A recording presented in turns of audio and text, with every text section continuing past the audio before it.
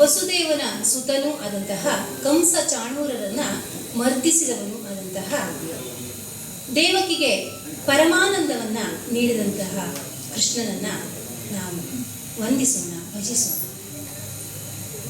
ಮೂಕಂ ಕರೋತಿ ವಾಚಾಲಂ, ಮೂಕನಿಗೆ ಮಾತುಗಳನ್ನ ಬರೆಸಿದಂಥವನು, ಮೂಕನನ್ನು ಕೂಡ ವಾಚಾಳಿಯನ್ನಾಗಿ ಮಾಡಿದಂಥವನು ಕೃಷ್ಣ. ಕುಂಟನನ್ನ ಪರ್ವತವನ್ನ ಏರುವಂತೆ, ಪರ್ವತದಿಂದ ಹಾರುವಂತೆ ಮಾಡಿದಂಥವನು ಕೃಷ್ಣ. ಹಾಗಾಗಿ ಅಂತಹ ಅದ್ಭುತವಾದಂತಹ ಮಾಧವನನ್ನ ನಾವಿಲ್ಲಿ ವಂದಿಸೋಣ ಎಂಬಂತಹ ಒಂದು ಧ್ಯಾನ ಶ್ಲೋಕವನ್ನ ನಾವೀಗ ಕೇಳುತ್ತೇವೆ.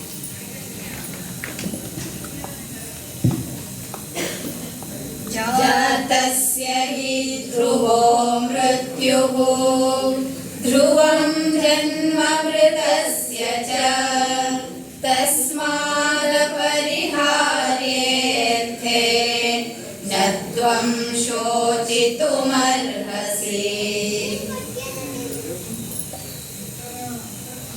ಭಗವದ್ಗೀತೆಯಲ್ಲಿ ಕೃಷ್ಣನೇ ಹೇಳಿದಂತೆ ಹುಟ್ಟಿದವನಿಗೆ ಸಾವು ಖಂಡಿತ, ಹಾಗೆಯೇ ಮರಣ ಹೊಂದಿದವನಿಗೆ ಪುನರ್ಜನ್ಮವೂ ಕೂಡ ಅಷ್ಟೇ ಸತ್ಯವಾದದ್ದು.